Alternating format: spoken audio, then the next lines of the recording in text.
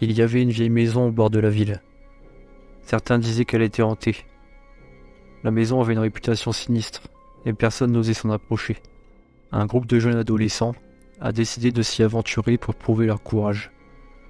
Ils ont grimpé par-dessus la clôture rouillée et se sont frayé un chemin à travers les broussailles.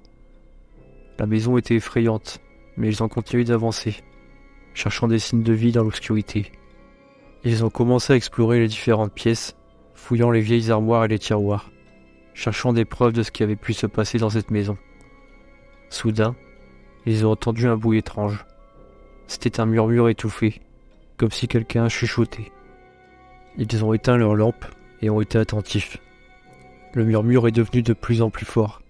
C'était le son d'une voix fantomatique qui murmurait d'étranges incantations. Les adolescents ont commencé à paniquer et à chercher un moyen de sortir. Mais alors qu'ils tentaient de s'échapper, ils ont réalisé qu'ils étaient enfermés dans la maison. Les fenêtres étaient scellées, les portes bloquées. La voix fantomatique continuait de murmurer des incantations, de plus en plus fort, jusqu'à ce que les adolescents se sentent enveloppés dans une aura de terreur. Soudain, une force invisible a commencé à les tirer vers le sous-sol. Ils ont lutté pour se libérer, mais c'était inutile. Ils ont été entraînés dans l'obscurité du sous-sol, où la voix fantomatique les attendait. Ils ont vu une silhouette sombre qui les observait, les yeux brûlants d'un feu spectral. La voix leur a murmuré que personne ne s'échappait de la maison hantée, et que leur destin était scellé. Les adolescents ont crié de terreur, alors que la silhouette s'approchait d'eux, et ils ont senti une présence froide et cauchemardesque envahir leur corps.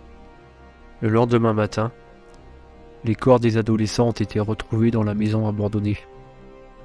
Leur mort était un mystère, mais les habitants de la ville savaient que la maison hantée avait encore pris des vies.